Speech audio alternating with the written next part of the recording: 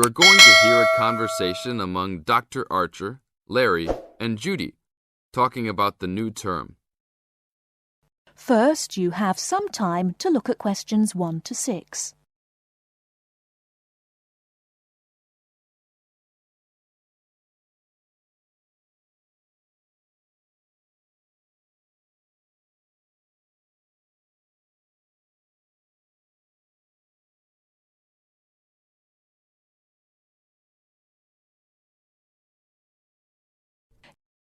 Okay, everybody, welcome back to the new term.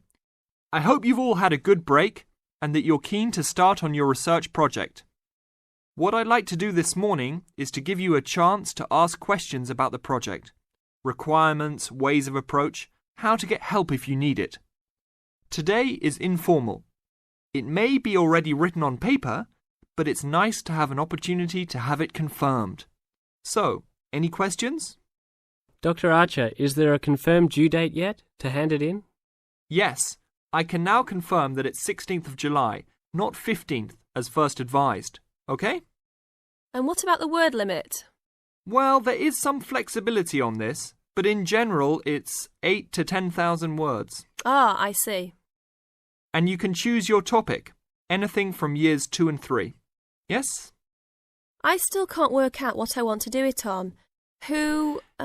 In that case, you should see your course tutor to agree on your final topic, and you should also be aware that there is special assistance available at the library on library resources if you need help on that.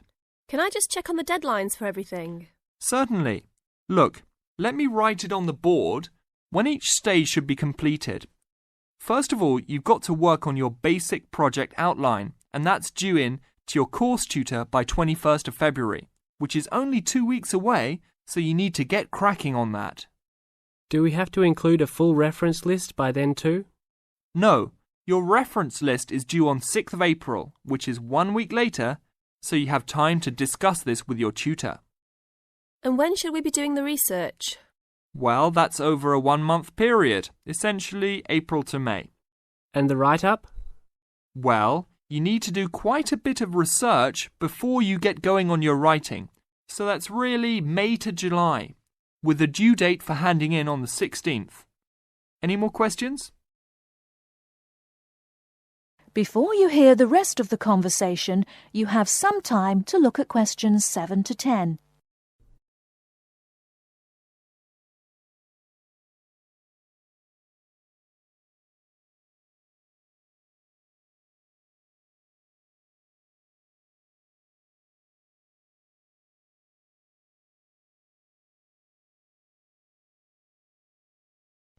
Now listen and answer questions 7 to 10. Well, sir, just some advice really. It's about the research approach. Would you advise us to use some case studies? Well, Larry, I know these can be difficult to arrange sometimes, but I really feel they are of great benefit in this subject. You can always talk to your tutor if you're having difficulty. Yes? I've looked over some previous research projects that are in the library. Is that a good idea, sir? I heard. Okay. I don't think you should go through them in detail, especially at this early stage, or you might end up being influenced by them more than you realise. But yes, it really is about the best guide you can have to what's required to what's expected in this type of project. Sorry, Judy, I butted in on you. That's all right. It's just that I noticed one project was a joint one. They worked together as a pair. Is that a good idea? Yes, I remember that paper.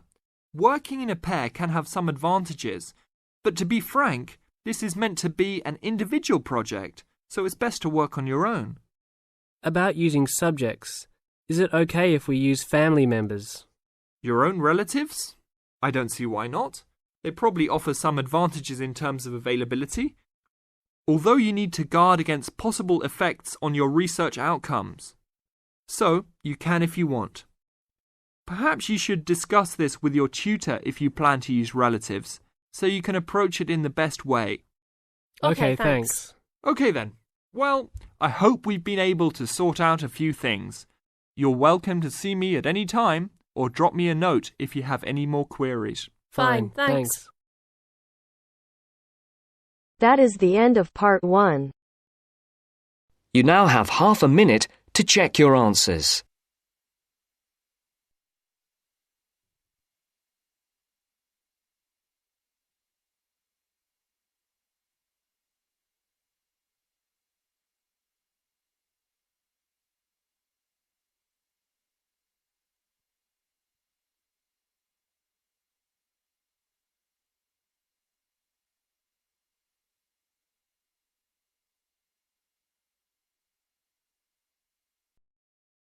Now turns to part 2.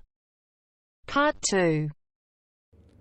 You will hear a conversation between two people who are about to share a project at work.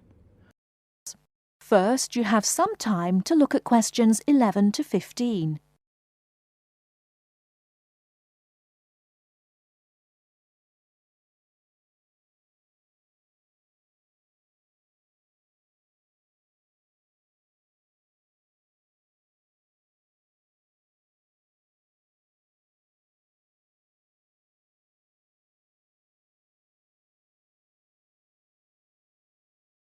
Now, listen carefully and answer questions 11 to 15. Hi, Bill. How are you? I'm okay now, Sarah. But I was so ill last week. Oh, dear. What was the problem? Did you eat that dodgy fish in the canteen? No. At first, I thought it was a cold, but then my head started hurting and my eyes started to go blurry. Oh, I'm so sorry. That sounds serious. Yeah, it's okay, actually. I went to the doctor and he diagnosed me with a migraine. He gave me some medicine and I'm starting to feel much better. Oh, I'm glad to hear that. Well, I'm also glad you're in today because we have to work on a new project together. Oh, are we in the same section? No, it's just us. No one else. Mr. Donaldson put us down as B team because we live near each other.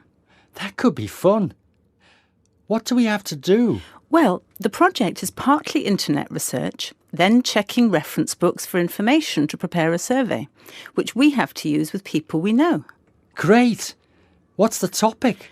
It's to do with shopping over the last 10 years. We have to find out how customers have changed their behaviour. OK, so what's the first step? I think the first thing to do is to check the list of references he gave me. But my computer is in for repair, so if I check in the reference library, would you be willing to look up some references online? Once we're done with the reference checks, we can write the questions together. That's fine. I'll do the internet research. So, what sort of shopping are we looking at? Only food or goods or clothes shopping? We have to find people who are willing to tell us about personal things, like deodorants, cosmetics, soap or vitamin creams. The other groups are doing food, electrical goods and clothes. That won't be so easy, Sarah.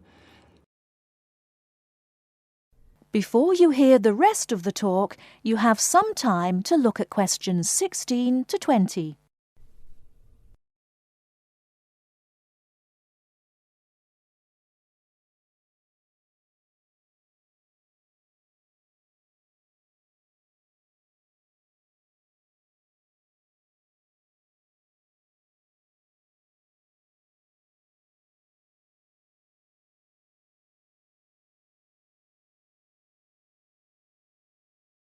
Now listen and answer questions 16 to 20. People might think those things are a bit private. Yes, I thought about that. I'll ask the women and you can ask the men. That should work okay. Well, if you think so. Give me the list of references then. Sorry, I left them in my other bag at Joseph's house. I'll get them for you tomorrow. OK. Well then, this afternoon, I think I'll catch up on the notes from last week. Can you help me, or are you busy? I've made you a copy of my notes already to save you time. Here you are. Wow, thanks, Sarah. That's so thoughtful. Well, since there's nothing for us to do right now, shall we go for lunch? Well, actually, I'll have to catch you later. I have to go to a meeting this afternoon. Can I phone you tonight to arrange when to meet? No, sorry. I have a date. Can we meet in the laboratory for the first class tomorrow? I'm not sure because I have to go to the library to collect some books. What about meeting there at lunchtime? Do you mean in the lab? Yes. OK. See you in the laboratory tomorrow at noon then. Sounds like we have a lot of work to do.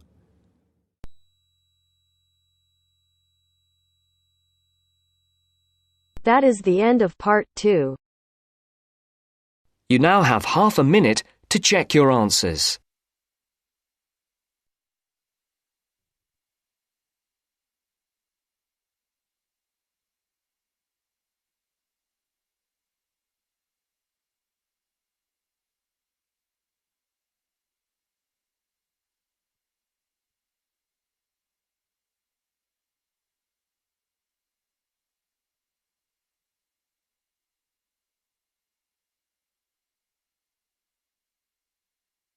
Now turns to part 3. Part 3. You are going to listen to a conversation between a tutor and two students.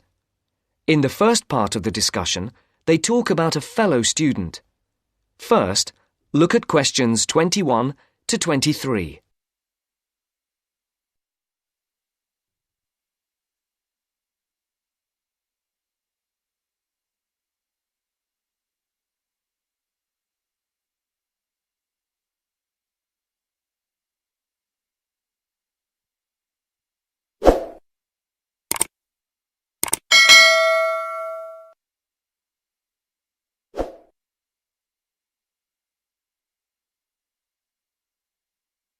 As you listen, answer the questions.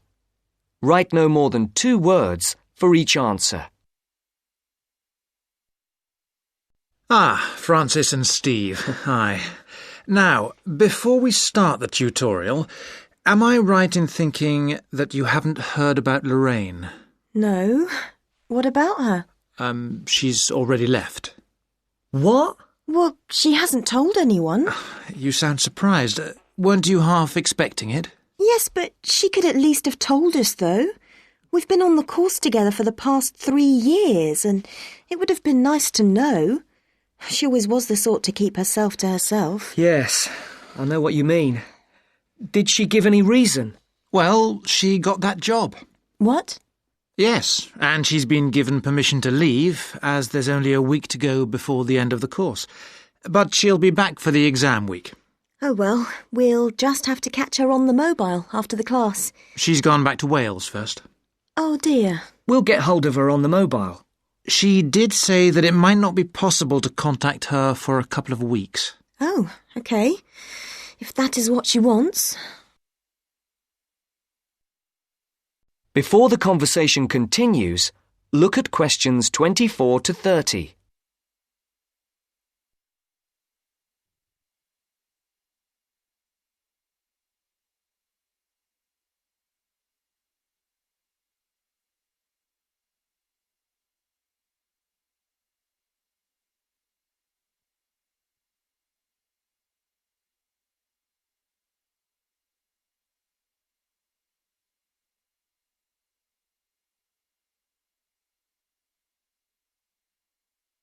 Now listen to the second part of the discussion. The tutor and the two students are talking about assessment marks. For questions 24 to 30, there are 4 alternatives: A, B, C, and D. Decide which alternative is the most suitable answer and circle the correct letter. Right, to work. We're here to look at your assessment marks for your coursework. I take it you haven't seen them yet? No. Not yet. Well, you'll both be pleased. In fact, very pleased. Yes? Francis, you have come out with the top mark in the year. Oh. You have, in fact, got a starred first. Wow. Aren't you pleased, Francis? Yes, I'm just speechless. And, what about me? Well, Steve, you got a first as well. I don't believe it. You might have done even better, but there were a few faults with the 5,000-word project you did on traffic management. And what about the book review we had to do? Yours was, I can safely say, the best we have ever had. You're kidding. I'm not. In fact, you have won the departmental prize for the piece. It's a pity, really, that your project wasn't of the same calibre. It's still not bad at all, though, is it? It certainly isn't. What do you think were the faults with your project? I just wasn't very happy with the conclusion, and I got myself in a bit of a twist with the argument about road pricing. By and large, your overall conclusions were okay, and I would say that your thoughts on road pricing were quite original. The problem was more with the actual end. It was a bit disappointing. You started off well, but then it ended rather suddenly, as if you got fed up with it. Yes, I did kind of stop fairly abruptly. I couldn't think of much to say, even though I knew it was important. Yes, that section needed a bit more work on it. But, as I said, by and large, it was very good. And, Francis, your project was excellent. So much so that we think you should take it further, and perhaps do a PhD, or at least an MPhil. What do you think? I hadn't really thought about it. I've just been concerned with getting through this final year and getting all the coursework and exams out of the way. I can understand that. But I do think that you ought to consider it seriously. If you perform as well in your exams as in your project work, you're on course for a first. Do you think that I'd get funding for it? Well, any grant will be discretionary, but you have as good a chance as anyone else. I'd even say a much better one. If you do get a first, it'll be the only one we've had in this department for 3 years. And I'd be happy to be your supervisor. Thanks. I'd like that. Do you think I should start applying for it now, or wait until after the exams? I think you must really start thinking about it as soon as you can. And Steve, what about you? Have you thought about going on to do research? I have thought about it, but I have a job lined up if I get a good degree. And quite honestly, I am fed up with not having enough money to do the things I would like to do. I can understand that. Is there anything that either of you would like to talk about? Yeah, I have a couple of things I'd like to ask, if you don't mind. OK.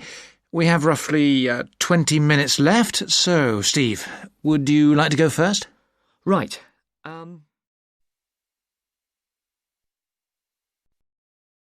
That is the end of part 3.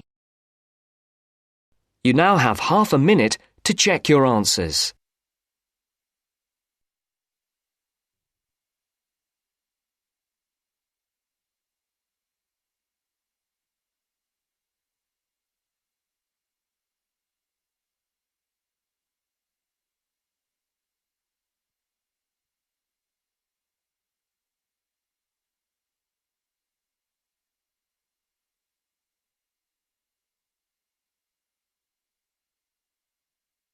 Now turns to part 4. Part 4. In this section, you are going to hear a lecture. Questions 31 to 40 are based on the lecture. Before you listen, please look at questions 31 to 40.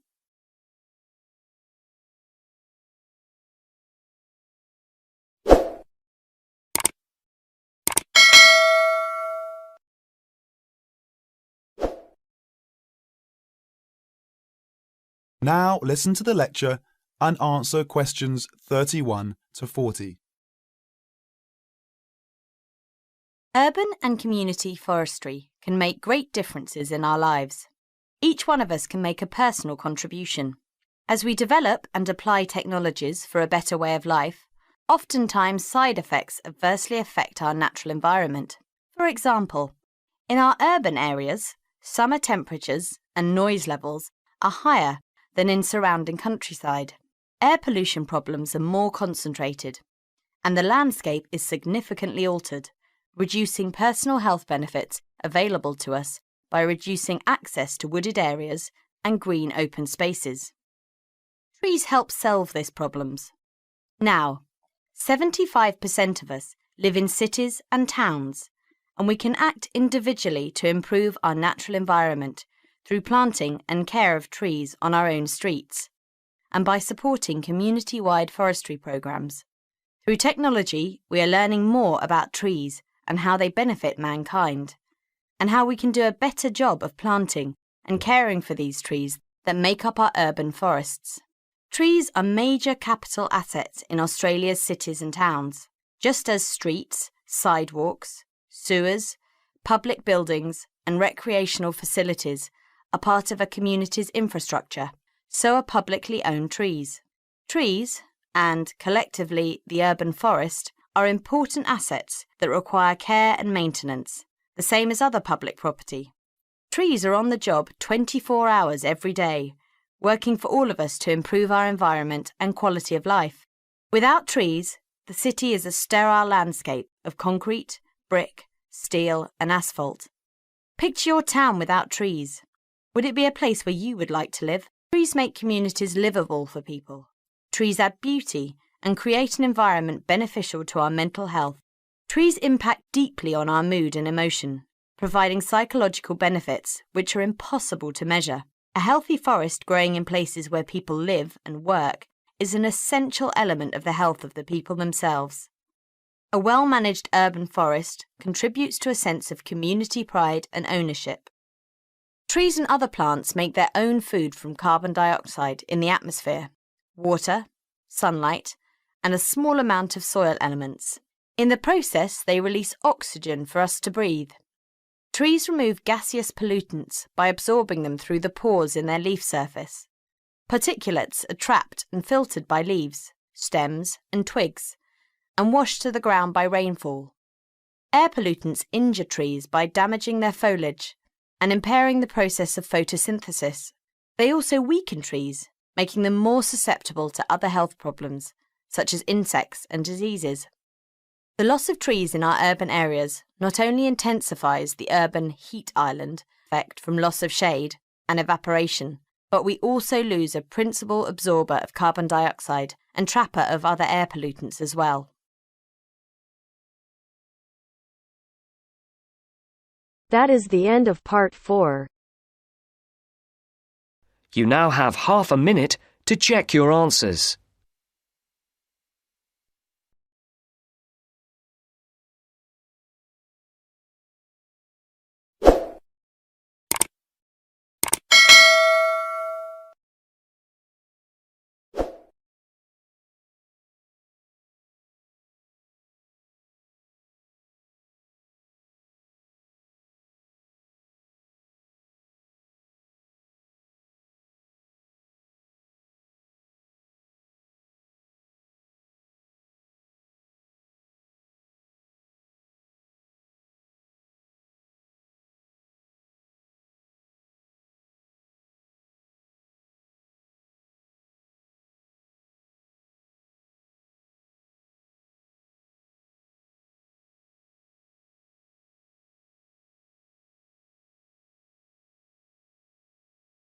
Thanks for watching. Here are other 2 videos. You can watch them as well. And if you haven't yet subscribed my channel, please subscribe it and hit the bell icon for my upcoming videos, and share these all videos among your friends.